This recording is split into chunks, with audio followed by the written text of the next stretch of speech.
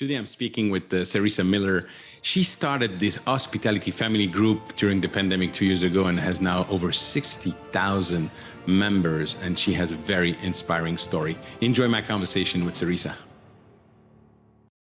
Hello and welcome to a new episode of the Business of Meeting podcast. And today I have the great pleasure of finally be able to speak with Cerissa Miller. You might not know the name, although a lot of people know about it, but you might know the Facebook group that she started during the pandemic. Hospitality Family has over, I think, 60,000 members. But most importantly, she's a leader in our industry. She has a very inspiring story, and I'm so happy that she's taking the time today. Cerissa, how are you? I am doing very well. Thank you, Eric. It's so nice to be able to spend some time with you today and looking forward to our conversation. Me too. And God knows how much you've been impacting our entire industry. We're going to get into that. But before, let's take a step back and tell us a little bit, what is your story? Yeah, I sort of have an interesting story. I'm not sure if I've shared all of the pieces from the beginning, but if it gets too redundant or boring, you can just stop me and I can transition forward. Don't worry. Go ahead. But imagine I'm a 21-year-old woman who's just out there. I moved from Santa Cruz, California to Austin, Texas, and I didn't have a job and I was looking for a career. So I had submitted my application to, 50 different places, would probably be a conservative number.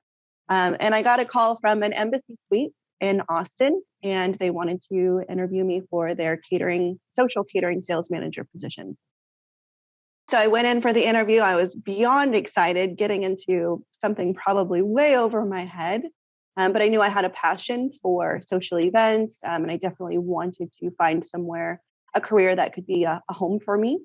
So went in for the interview. I was so nervous. Might have been a very different situation than other 21-year-olds, but I didn't even own a suit at that point. So here I was running to Ross, trying to find something, that was work appropriate to interview in. And I go in and have the opportunity to meet the director of catering there, who just blew me away. She was so knowledgeable and had such a great interview experience, went in for a few interviews, and I actually didn't get the job. So they gave it to someone else. Yeah, it wasn't me. And on my birthday, I get a call back from the same director of catering. And she said, "Hey, are you still interested in the position?" I said, "Oh my gosh, yeah, I would love it." I guess the candidate that they had decided to go with wasn't working out. So I then got an opportunity to go in and accept the position. And that was just honestly when I fell in love with hotels. Prior to that, when my family and I traveled, I had no idea that there was a sales team or any of this back of the house environment. So here I am just starting and just in awe of everything, all the different pieces between the chef and the housekeeping and front desk and maintenance. I was just blown away with everything that it took. And I just loved it. It was great. I had amazing mentors. Amanda Morello and Michelle Lartigue were truly the kindest people to me. They really, really pushed me to be successful, but they taught me, which I think is such a valuable skill for anyone stepping into a new role, to be able to have someone who cares that much about you and wants to see you be successful. And then I noticed that there was a sales team kind of off to the side, and their hours were a little bit better than mine. So there were days where I was coming in at 6 a.m. to set up for corporate meetings, and I was staying till midnight with my wedding clients, and it was a blast. I loved every minute of it. But I did notice that sales seemed to be at that point a little bit more of a Monday through Friday type schedule. So I started kind of peeking over there to see what they were doing, and then that's how I got started in. I started an association group sales. So started that process, went through everything. And I think that I was very successful at being a sales manager for the hotels that I worked for, because I had that catering experience, because Amanda and Michelle really took the time to teach me. So I understood how meetings actually work. So a lot of times you'll hear salespeople being described as, we sell the dream, salespeople sell the dream, and operations has to try to manage it. But Mm. it was never like that for me because I understood what it took to put on a meeting. You knew what you were selling. Yeah, exactly. It just made a huge difference. So from that point, I just got the opportunity to work different markets, different hotels. And then I stepped into my first director of sales role when I moved back to California and fell in love with leading and teaching and becoming those people that I was so grateful for when I first started. And that's what I think is so valuable to being a leader in a hotel property, a director of sales, and just being able to help those coming up in the industry to learn all of those things and not have to have so many failures, quote unquote. I don't think anything is a failure if you're learning from it, Right. but to help mitigate certain challenges that could arise. I like the quote said, I win or I learn. Mm-hmm. Although when you're not winning immediately, it's sometimes hard. But as you just mentioned, like for instance, in the interview, it's not because it didn't go well that you should, be angry or unrespectful to the person interviewing you. You never know what's going to happen and where you're going to meet the people again. Yeah, that's very true. And I think that's very true in the hospitality industry. I've had the opportunity to work in California and Austin, Texas. And I am amazed with how many times my path will cross between individuals when I was in Austin that I worked with in California and then vice versa. So I think that is something that's very true. And I see that a lot in the hospitality family page where individuals are like, oh my gosh, we used to work together, 5 years ago. It's so great to reconnect with you. And yeah. And then they're trying to help each other figure out new roles or new responsibilities or the questions are getting answered, things like that. So it is a very small industry there. Most people know someone who knows someone. Yeah. Absolutely. Which is, it might be bad for some, but I think in general it's a great thing because you can also research people who you want to be working with, or you apply, or looking at running a project abroad, that you can always look into that. But what you say just remind me of a funny story that I had a friend who was a big shot in sales for a very large hotel brand. And one day, he, after, I don't know, 20, 25 years, actually left that major hotel brand. And we were together at a trade show, a big trade show. And he said, let's go into the booth of my former employer. And at that time, he was with a company which was doing housing. Okay. And so you arrive, you say, hi, do you remember me? I'm the client now. Exactly. Which, he said it with humor, but you never know what's going to happen. Yeah, you really don't. And I think a lot of opportunities arise from your networking. So, it's very important to continue to, uphold yourself in environments. I know for me, I've had a lot of opportunities be presented to me because I received a recommendation from somebody I had worked with. So I think it's just important to remember those small bits and pieces. Absolutely. But I know for me, I've just been extremely blessed with amazing general managers I've worked with and learned from, directors of catering, directors of sales, directors of engineering, directors of housekeeping, who really took the time to answer all of my questions and help me really understand how all of those wheels turn and then make one successful product. Yeah, you just say something I think is very interesting. They answer all of your questions. Well, you need first to be curious. You need first to understand, be willing to understand what people do. And you need first to ask those questions. Yeah. Which is not really always the case in any organization. So kudos to you for that. Yeah. And you'll see that in some hotels too, where it's like the departments are all separated and there seems to be a feeling that there's a lack of, other departments not understanding. And it's not always the case. I think it's just more important to come together and work together. That's what makes the hotel successful. You also mentioned about the networking. What type of networking was the most effective for you? Were you involved in any volunteering role? What did you do exactly? Yeah, I think the hotels that I've always had the privilege of working for have been active in like MPI programs, or when I was in Texas, the Texas Society of Association Executives, things like that. I think it's very important to be networking with not only the clients that you're working with, but with your peers as well, because they're the ones who will really help you, I think, with opportunities and help answer questions.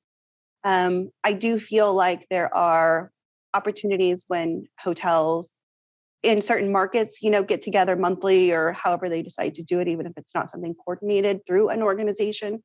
I think it is important to keep that aspect up as well. And I think that broad picture has really transitioned into the hospitality family page because I do see a lot of networking happening where, individuals are looking for new roles or looking for assistance in finding jobs. And that's when I've seen a lot of, oh, hey, Jeremy, I remember working with you back in, 2013, what's transitioned between 2013 to 2021 and really helping network in that aspect. Now I'm sure it's very different networking. It's all online. Not a lot of people are meeting in person as much anymore for things like that. So I would take it upon myself as a hospitality professional to start my own networking opportunities where it could be LinkedIn messaging, trying to get to know your counterparts and then setting up those phone calls and times just to chat. Mm-hmm. Absolutely. Very good point. And so California, Texas, back in California. So where do we find you today and what are you doing these days? Yeah, so I've actually stepped away from hotel properties and I'm doing more of consulting roles for organizations. So that's more or less where I spend my time, a little bit of training here and there with hotels, with management companies. That's where I've really found my niche. Teaching is something that I really, really enjoy doing, and being in the industry for 18 years, a lot of knowledge there to make that be successful. So I do really miss being on property, but I have the pleasure of visiting and working with multiple organizations. And so it's really broadened my scope of travel. And like I was just recently in Virginia working with some properties, and it was a blast to be, over on the East Coast, kind of seeing how they do things. And I think my approach is a little bit different than maybe some of our standard hospitality training programs who seem to be very, almost like all properties are exactly the same. This is more of a personalized approach. So I really get to understand and learn the team and the hotel. So it's almost like I'm an extension of them. Nice. Is it your company? It is, yes. So when did you start it? I started about 8 months ago. So when I had started Hospitality Family Page, seeing the questions and the things that were happening from other team members made me realize, there really is a lack of. Everyone knew the basics of how to be successful, but they didn't know how to transition into, what this new world looks like. And then, as I mentioned before, a lot of the hotel training programs have been around for I took some of the exact same hotel training programs when I was 21 that I did when I was 37. So, there wasn't a lot of transition there. So I felt that there was really a need for individualized, and with what was happening in the market, a lot of positivity needed to be included in training and how individuals were feeling in their roles. So we're going to get to Hospitality Family in a minute. What I'm very interested is the journey and what is happening in your mind at that moment when you're thinking, now it's maybe the time. Now it's the time for me to start my own company. How was the transition? What was the trigger to say, you know what, I'm doing this? Yeah, I would say the trigger for me is, it was just a lot of things. I mean, it was really, like I said, just seeing the questions that were being asked. I think a lot of the team members that were posting in Hospitality Family were just looking for someone to lean on. And I find that because it seemed like, not all organizations, but it seemed like a lot of organizations were furloughing a lot of their employees. So it left certain individuals that were still on property just to kind of hang there. And they were looking for some sort of guidance. Some of the individuals that I work with aren't actually organizations or hotels. It's just people that have reached out and said, can you help me? Of course, I saw that as a great opportunity for both of us. So me to be able to provide that insight for them to navigate and transition between what they were now dealing with versus what they were dealing with. The the teaching model really needed to change because the way they were getting clients or working with their clients was very different. I also see and also saw in the hospitality family page that there was an extreme such a sense of frustration from those third-party meeting planners who were hoping to get information from their hotel partners and they didn't know who to contact. So it was a matter of who do you even contact in an organization? So how do hoteliers get in front of that to make sure that that isn't something that's, I mean, it was very heartbreaking when I see individuals post in the group, does anyone know who works now at XYZ hotel? Obviously they have business to give to that property, but they don't know where to go or what to do. And knowing that that's somebody's livelihood, make sure that they have that piece and understood now how to navigate the sales world. So you create this group, Hospitality Family. Can you take us through the process to get there? Where the first time that you had this idea and how it started developing? Yeah. So honestly, it started when, the idea formed when, and I feel like this was so long ago. I think it was March 2020 when COVID really hit our area, and our property sent everybody home because we didn't know nobody knew what was happening, right? Mm-hmm. We just knew that there was this threat that was coming to us. So they sent us all home. And then all of a sudden we were told to work from home. Well, that was odd in itself because what hotel has their sales team, working from home? Now, I mean, I know some, have larger roles that do, but it really wasn't an on-property thing that I had ever experienced. So I sort of panicked a little bit and thought, oh my gosh, am I going to lose my job? I have worked in this career, since I was 21 years old, trying to learn and manage and teach and go through this process of reaching these goals that I had set for myself. And I just was truly struck with fear of I didn't know what was going to happen. But then I didn't know what was going to happen to my friends that had worked in the industry. So I just decided to create this page, Hospitality Family, and sent out a few invitations to some individuals that I've worked with, California and Texas. And it was more of just an area to connect, to say, I think at that point, I just wanted to know what others were seeing and experiencing and going through selfishly so I could be prepared for what could potentially be happening to me and my career.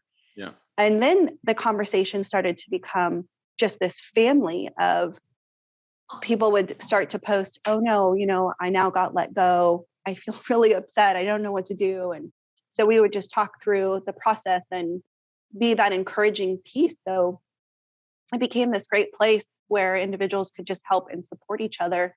Now, 2 years later, I mean, it's definitely transitioned into more of questioning and things like that. But for me, it was just I just wanted to know what was happening to other areas. And then it grew. I think now we have like 30 different countries that are part of the group and all different time zones, positions.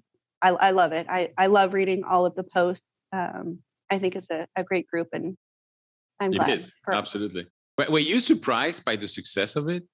Oh, 100%. Yeah, I truly thought it would just be maybe the 50 hoteliers that I was close with that would be part of the group. And then just to see how it's expanded I was very shocked. I think I went to bed and then the next day I woke up and I had like 23,000 people in the group. And I was like, how did this happen? Who are all these people?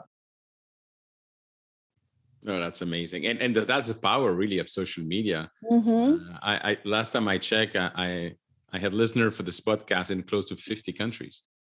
Wow. Isn't that amazing? Yeah, it's wonderful. It Thinking is. you're impacting somebody somewhere with what you're doing. That's absolutely great.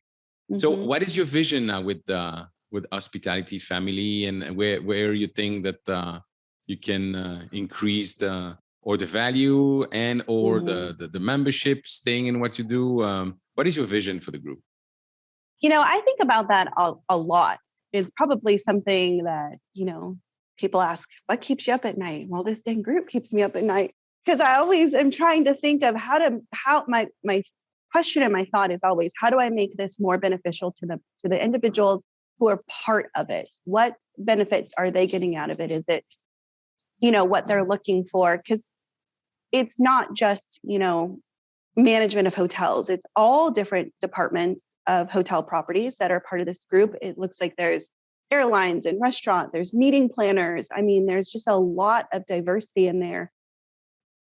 And I think I always just get back to the fact that I put that family in there, that hospitality family, because I want it to be that place where people can go to ask the questions that maybe they're not comfortable asking their leaders, or if they're just having a bad day, to be able to put that there and then support each other within their careers. So Eric, I still have not figured out exactly where this transition happens or what to do with the group, but I just really want it to continue to be of value for those who are part of it, and that they truly feel like they have a family somewhere. Because if you haven't worked in a hotel or in any type of service industry, or even if you're a meeting planner or anything like that, it's a whole different world. Yeah. So to be able to have 64,000 people who do something similar to what you do in your work world is valuable. Absolutely. And it's fascinating to see the lack of knowledge. I don't know how many of us have always been asked, even by our closest family members, what is exactly that you do? I don't remember. Oh, yes. I don't think my mom knew what I did for the longest time.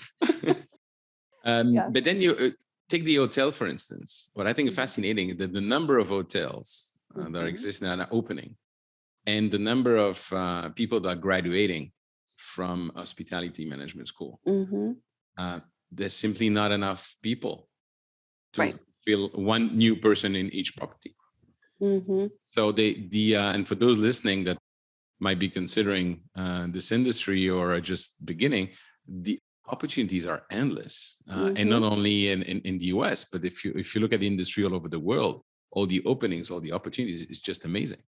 And there's nothing like working on property and seeing an event go successful, or a family who's on vacation checking in. I've had the opportunity to work in every department because I really wanted to know how it all functioned and worked. And it's in you. I think if you have that hospitality bloodline, it doesn't ever go away. Whether you're on property. I mean, I've worked with some individuals, a general manager that I worked with a long time ago is now very, very, very high up in a brand. And I still see that love and passion, and I admire that. And I think that when you feel it, it's there, and, you care about those individuals. Absolutely. I think. No, go ahead. No, I think just now it's a little bit different because everyone is just a little more stressed than it was before. So really having that family aspect is huge. But I think that if you work in this industry, you need to like people, whether it's your team or your customer. If you don't like people, that's the terrible industry for you. Yeah, 100%.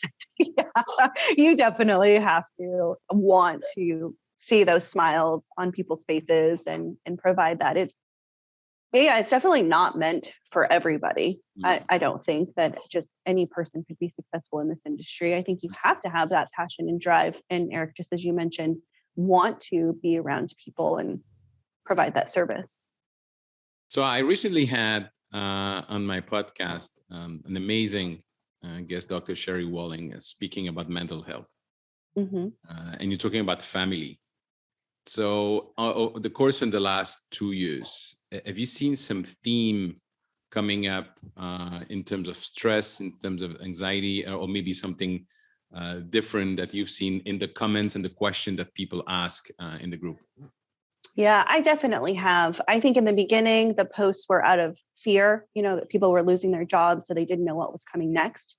And then it was, they're being asked to go back to the properties, or, they're being brought back to their roles and brought back to the properties. But once they got back to the property itself, things were so different.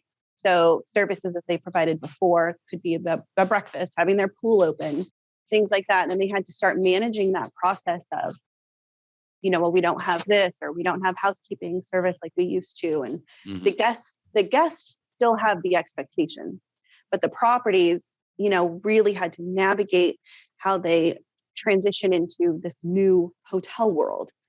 And I think that a lot of our frontline employees, namely front desk or maybe a restaurant server, were sort of thrown into the fire, maybe. And they were responsible for being that line of attack. And I think that became very problematic. And I think that could potentially be where this great resignation came into play, where individuals are like, you know what?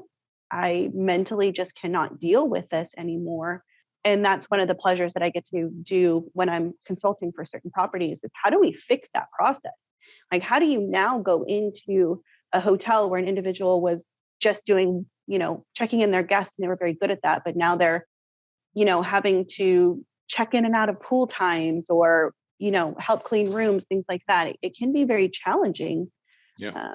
And I think it's just helping everyone on property understand, that it's for the success of all individuals. I think it's been hard. I think mental health has been very difficult for properties and all departments. I mean, you now have sales leaders who had to furlough their entire sales team and then they weren't able to bring anybody back.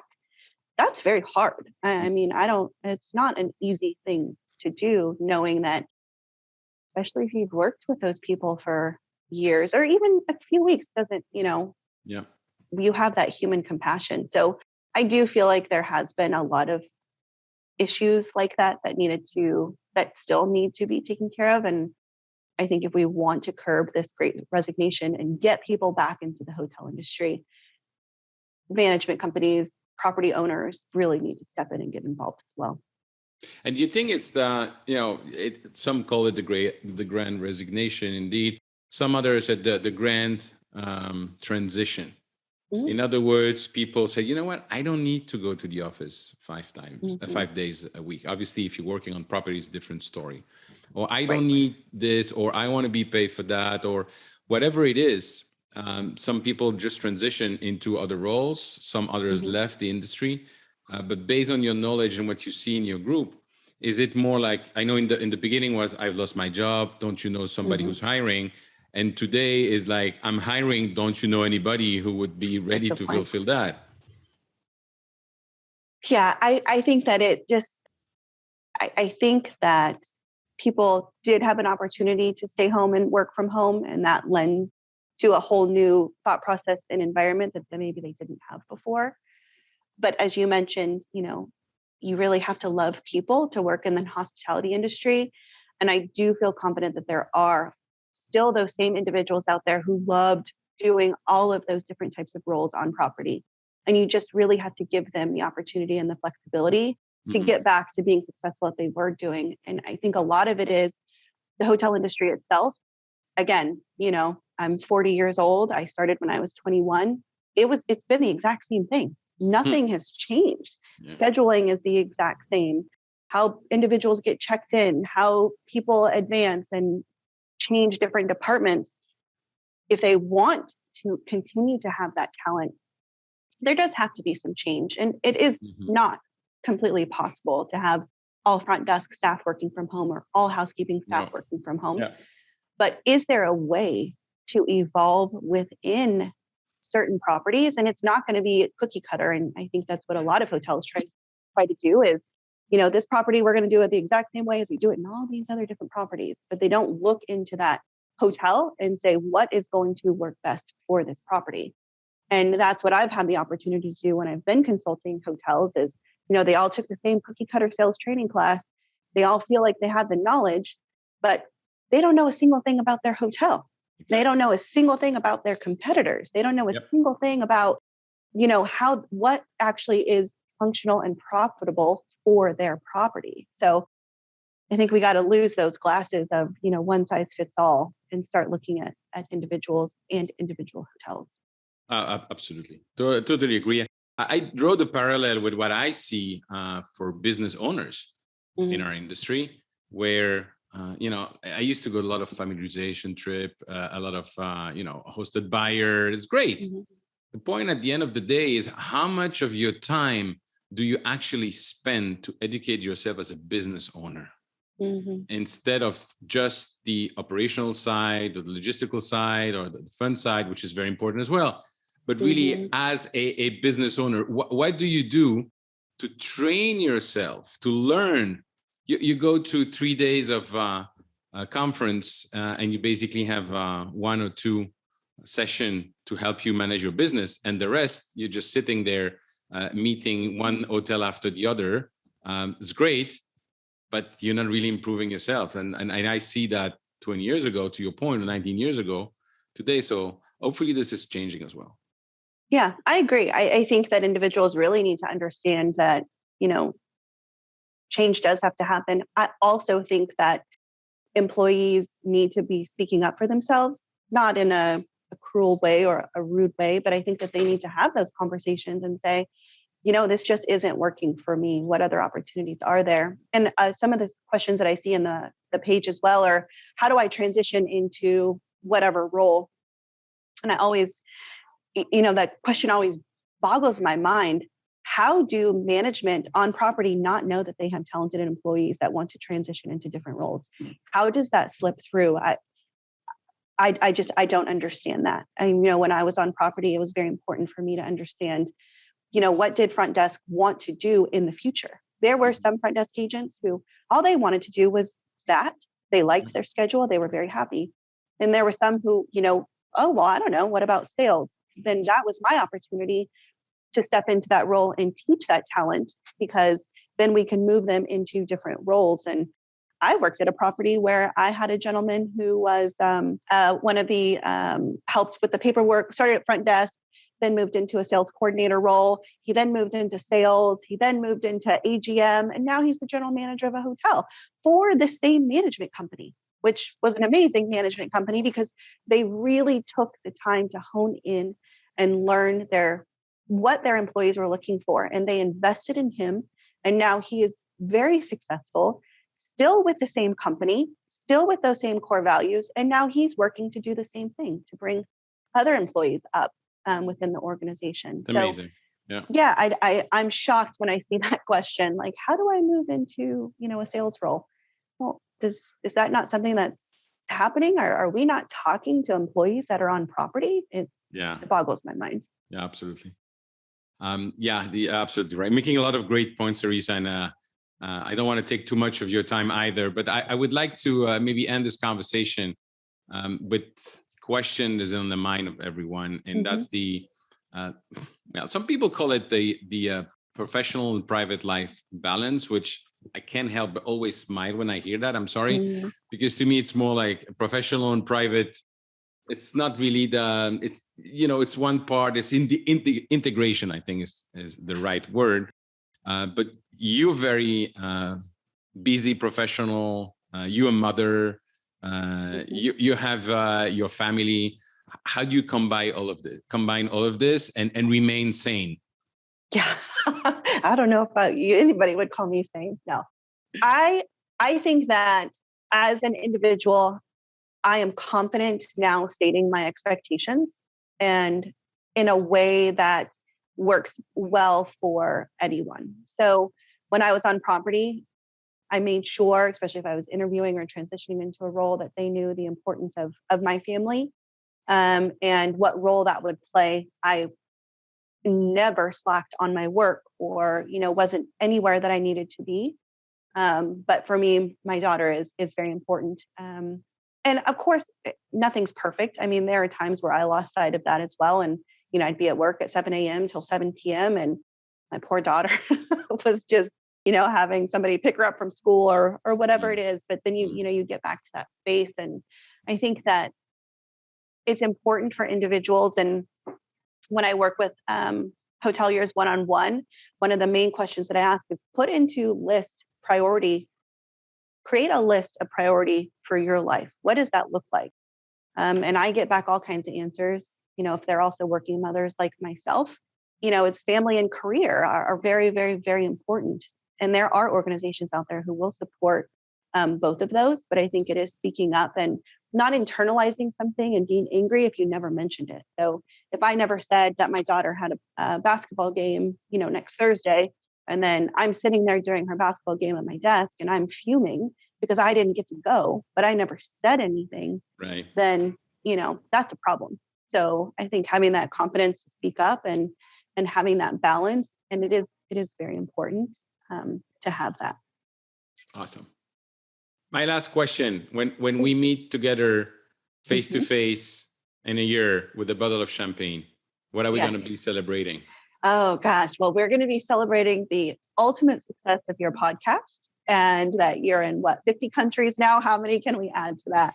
Right. Definitely, we're going to be celebrating that. And I'm hoping at that point, my own business will have really taken off. And I think in 2021, I had 7 clients. So let's see in 2022 if we can double that. Let's get 14. So awesome. Yeah.